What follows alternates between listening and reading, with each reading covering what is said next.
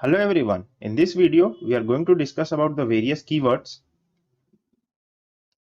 which are asked in UPSC mains examination such as discuss, enumerate, evaluate, etc. उसके बाद हम देखेंगे इनका मीनिंग क्या होता है and then we will take various questions और इन क्वेश्चंस के थ्रू डिस्कस करेंगे कि इन कीवर्ड्स को इफेक्टिवली कैसे यूज करना है यूपीएससी मेंस एग्जामिनेशन में।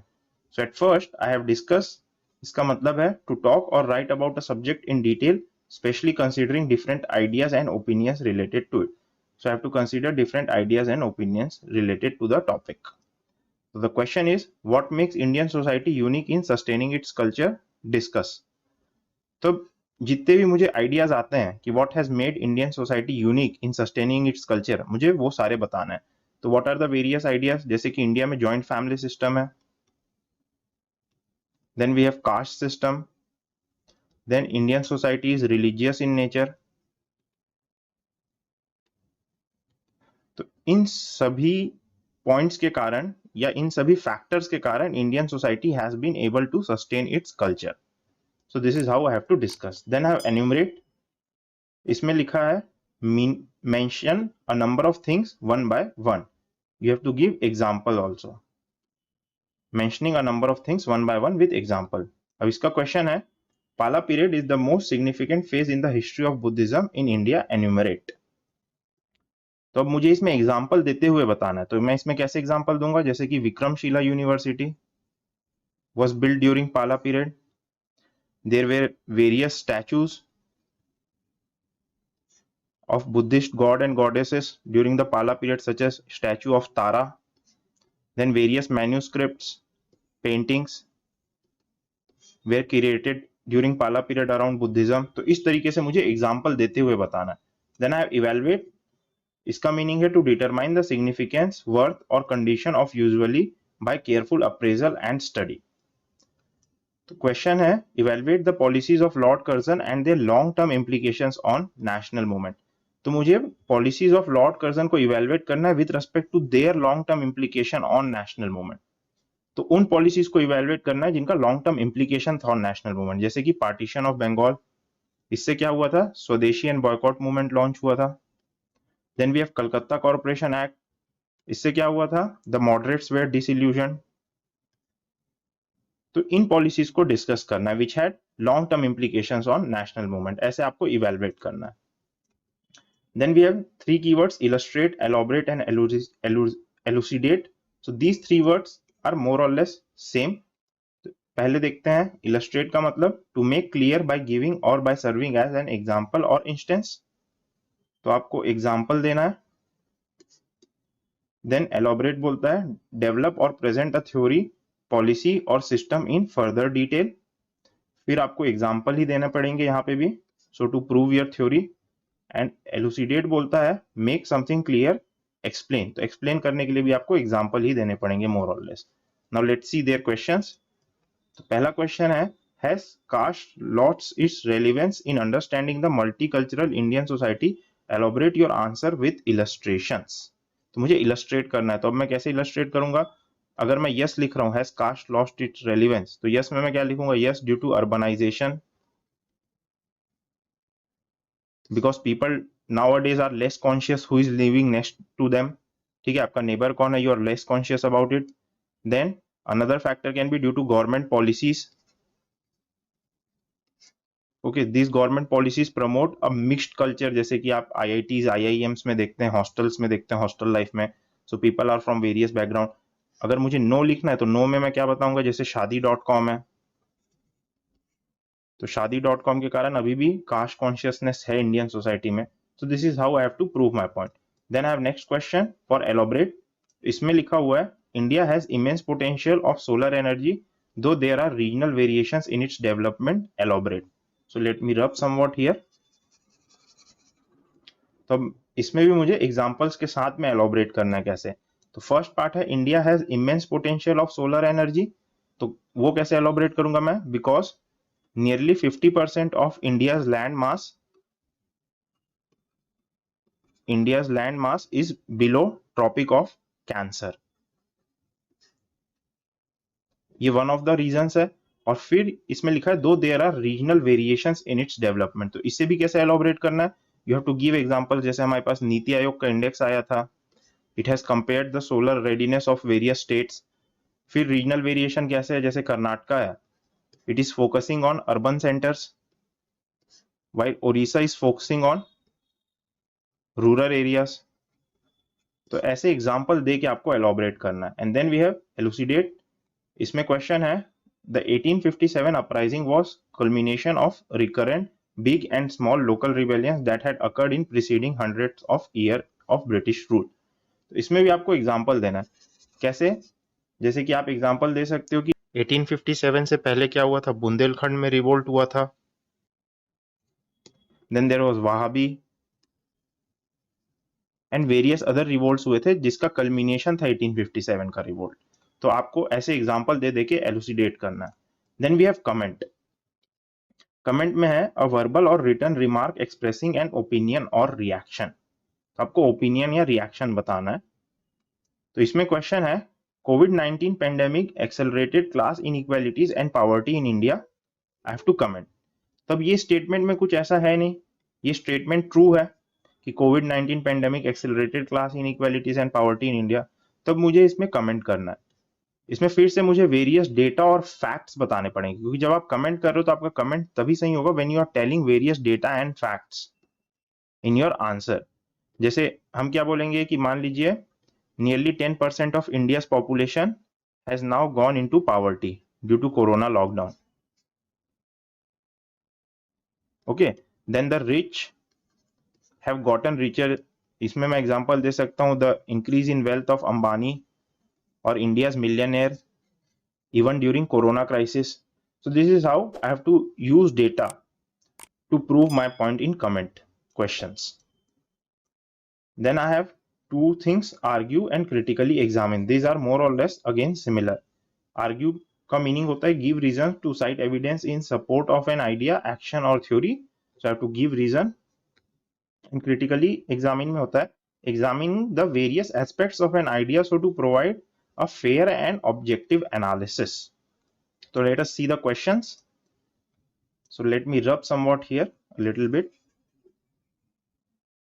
question है multiplicity of various commissions for vulnerable sections of the society leads to problems of overlapping jurisdiction and duplication of functions। is it better to merge all commissions into an umbrella human rights commission? argue your case। so you have to give both कि no, we need the various commissions for different sections, such as we have national commission for SC, national commission for ST। why do we need them, आपको ये बताना है। जैसे कि because the needs of different sections are different। अगर हम सबको merge कर देंगे so what will happen, the dominant section will get all the attention। ठीक है, जैसे कि अगर हम नेशनल कमीशन फॉर एससी और नेशनल कमीशन फॉर एसटी को मर्ज कर देते हैं तो इसमें डोमिनेंट सेक्शन जनरली जो है वो शेड्यूल कास्ट है, तो मोर अटेंशन शेड्यूल कास्ट को चला जाएगा। So this is one of the reason why we don't need to merge. We need to merge में अगर आपको लिखना है yes we need to merge, तो आपको दोनों बताना है, नो भी बताना है, यस भी बताना है। Why we need to merge, we need to merge so to save expenditure, so to reduce friction between different commissions. Because क्या होता है कि कभी कभी एक कमीशन कुछ अलग जजमेंट देता है, दूसरा कमीशन कुछ अलग जजमेंट देता है और फिर फ्रिक्शन आ जाता है। And then you have to argue that do we need to और do we not need to. In conclusion you have to write what do you support. पहले आपको यस और नो दोनों बताना है and then in conclusion you have to tell what is your stand. Okay, what you argue for, are you in favour और are you in against for this answer. Then we have critically examine. इसमें भी same चीज ही करना है मोर और less, आपको pros और cons बताना है और फिर आपको एक वे फॉरवर्ड बताना है इसमें। जैसे कि interlinking of rivers can provide viable solution to multi-dimensional interrelated problems of drought, floods and interrupted navigation। critically examine। okay, so you have to tell how it can help, how interlinking will help। इससे क्या होगा, flood prevention होगा specially in Assam region. फिर इससे क्या होगा, more irrigation potential बढ़ेगा India का, there will be more irrigation, but what are the issues with this? Issues ये हो सकता है कि it can lead to more flood and drought due to ecological imbalances. Next issue क्या हो सकता है? There can be riots also, okay, because people of one area may not want to share water with other peoples, so these are the issues। तो आपको pros cons दोनों बताने हैं और फिर आपको एक वे फॉरवर्ड देना है, that what you can suggest, what you suggest, इस तरीके से। और ये वे फॉरवर्ड थोड़ा पॉजिटिव होना चाहिए, फॉरवर्ड और फ्यूचरिस्टिक लुकिंग जिसको बोलते हैं। Okay, so in way forward you have to write various recommendations और the things that you think, कि आप क्या लिख सकते हो कि you can have first a pilot project to decide whether interlinking should be made और नॉट। तो इस तरीके से जो भी आपको एक फ्यूचरिस्टिक कंक्लूजन आता है वो लिख सकते हो, थोड़ा पॉजिटिव रहते हुए। Then we have justify and do you agree. Again both of these are more और लेस सेम। जस्टिफाई का मतलब होता है शो और प्रूव टू बी राइट और reasonable, and do you agree का मतलब होता है provide an analysis to support oppose the view point, generally more focused on one side of the argument. तो इन दोनों में आपको एक आर्ग्यूमेंट को लेना है और उसके तरफ ज्यादा फोकस्ड रहना है आपको, ठीक है। आर्ग्यू में क्या हो रहा था कि आपको आर्ग्यू करना है बोथ साइड्स को, प्रोस को भी कॉन्स को भी, और एक वे फॉरवर्ड देना है, या क्रिटिकली एग्जामिन में भी। बट जस्टिफाई या एग्री में क्या हो रहा है, you have to choose one side, so this answer will be mostly 70-30, where you are 70 for or 30 against, or opposite कि 30 for and 70 against, so आपको एक साइड लेनी है। so let us see the question। Justify का पहले देखते हैं, is diversity and pluralism in India under threat due to globalisation? Justify your answer. तो आप मान लीजिए इसमें एक साइड लोगे कि yes it is under threat, तो आप पहले यस के पॉइंट्स लिखोगे, yes diversity is under threat because now we are wearing jeans and shirt, we are not wearing ethnic, we are eating more fast food, we are speaking more English and forgetting our regional languages। तो इससे diversity threat में है। But आपको no के भी थोड़े बहुत example देना है। No because such as due to globalisation we have शादी.com, इससे हमारी डाइवर्सिटी बनी हुई है। या ड्यू टू ग्लोबलाइजेशन और glocalisation is also happening. Glocalisation में क्या होता है, such as speakers of the same language who even though live far apart from each other but connect with each other due to internet, internet से एक दूसरे को connect कर लेते हैं and they learn their regional languages. तो globalisation के कारण ग्लो लोकलाइजेशन भी हो रहा है। पर आपने क्या किया है, यहाँ पे यस का स्टैंड लिया है, तो यस को आपको ज्यादा दिखाना पड़ेगा 70% इन योर आंसर, और नो को आपको 30% दिखाना पड़ेगा। और फिर आपको लास्ट में लिखना पड़ेगा कि yes, due to globalization the diversity of India is decreasing and we are becoming more and more homogenized in our culture। then we have do you agree। इसमें यहाँ पे क्वेश्चन है customs and traditions suppress reasoning leading to obstruction, do you agree। पहले मैं वापस से yes वाले लिखूंगा, yes, क्योंकि इससे क्या होता है customs and traditions से, like we had the LGBTQ case, they were outcasted from the society। then we have the issue of menstruating movements। तो ये सारे कस्टम्स और ट्रेडिशंस से हमारे लॉजिक जो है सप्रेस हो रहा है। बट नो भी लिखूंगा मैं यहाँ पे, थोड़ा सा ऐसा नहीं वन साइडेड। नो में भी मैं एक दो पॉइंट्स लिखूंगा, जैसे कि no because we had a culture of debate and discussion even from the time of mahajanapadas.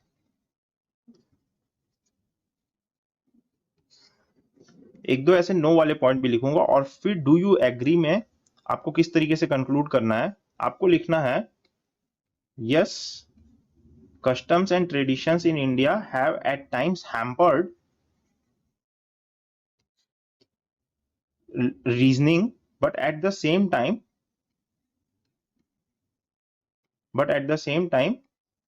we have some good customs in our Indian society which promote debate। तो आपको एकदम भी यस नहीं ले लेना है, ठीक है। कंक्लूजन में भी आपको एक साइड नहीं लेनी, थोड़ा डिप्लोमेटिक रहना है। डू यू एग्री पूछा है तो but at the same time ये वाली लाइन को लिखना है आपको। So to be a little more diplomatic, ठीक है। एक साइड पिक करनी है but you have to remain diplomatic. And at last we have substantiate provide evidence to support और प्रूव द ट्रूथ, इसमें आपको एग्जांपल देने हैं अगेन। तो इसका क्वेश्चन है women movement in India, let me rub it a little bit.